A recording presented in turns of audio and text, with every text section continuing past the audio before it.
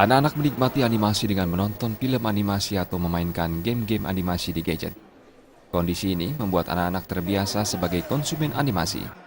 Padahal, anak-anak juga bisa terinspirasi sebagai pembuat animasi melalui tontonan atau game tersebut. Melalui program khusus animasi anak-anak, para animator cilik sudah bisa menuangkan ide-ide animasi secara bebas. Menurut praktisi animasi Putu Sudiarta, potensi animasi anak-anak di Kota Denpasar sangat baik karena animasi itu pada dasarnya adalah penggabungan ide, seni, dan teknologi. Sangat baik, karena animasi itu pada dasarnya adalah penggabungan ide, seni, dan teknologi.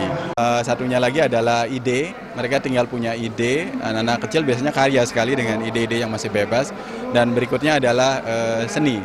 Nah, Bali sendiri kan sebuah brand yang 100% identik dengan seni seperti itu.